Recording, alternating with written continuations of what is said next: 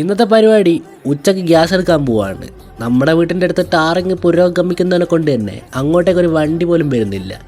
നേരെ നമ്മുടെ വണ്ടി എടുത്ത് പോയി എടുത്തിട്ട് വരാമെന്ന് വിചാരിച്ച് അങ്ങനെ അവസാനം സ്കൂട്ടി എടുത്ത് നേരെ ഇറങ്ങിയിട്ടുണ്ട്.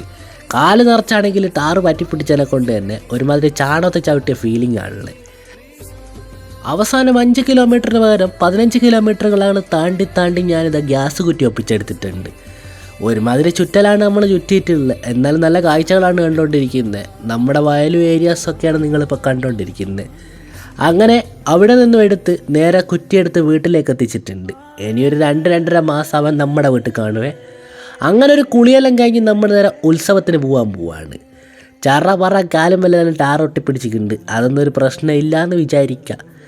നേരെ ഇനി ഉത്സവത്തിന് പോയിട്ട് അവിടെയുള്ള വിശേഷങ്ങൾ കാണിച്ചു തരാം. നേരെ നമ്മളിതാ ഇവിടെ എത്തിയിട്ടുണ്ട് ഗൈസ്. നിറയെ വണ്ടി എന്നെല്ലാം പറഞ്ഞാൽ ഒരുപാട് വണ്ടിയും മനുഷ്യന്മാർക്ക് പകരം വണ്ടി ഉത്സവം കാണാൻ വന്നിട്ടുണ്ടോ എന്നാണ് എൻ്റെ സംശയം. ഉള്ളിലേക്ക് കയറിയപ്പോഴാണ് എനിക്കത് മനസ്സിലായത്. ഒരു പട തന്നെ ഉള്ളിൽ തന്നെ ഉണ്ട്. ആൾക്കാർ ചുറ്റിനും നിൽക്കുന്നതിനെ കൊണ്ട് തന്നെ ദൂരെ നിന്ന് കാണാനാണ് നമുക്ക് വിധി എന്ന് വിചാരിച്ച് കുറേ നേരം തങ്ങി കുറച്ച് ഏരിയയിലെല്ലാം കയറി പറ്റാൻ നോക്കി. പക്ഷേങ്കിലൊന്നും പറ്റിയില്ല. അതിൻ്റെ ഒരു മനോവിഷമത്തിൽ ഞാൻ വിചാരിച്ചൊരു ചായ കഴിച്ചേക്കാന്ന്. ചായക്കാണെങ്കിൽ ഈത്തപ്പഴം പൊരിച്ചതുണ്ട്. അത് കഴിച്ചപ്പോൾ തന്നെ മനുഷ്യനാകെ കിക്കടിച്ച പോലെ നല്ല ഓവറായിട്ടുള്ള മധുരമായിരുന്നു.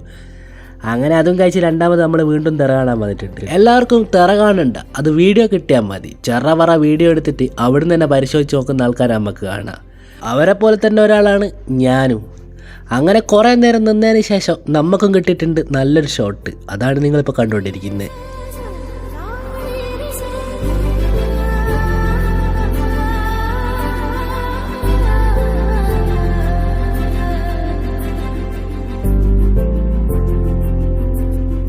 അപ്പോൾ ബൈ.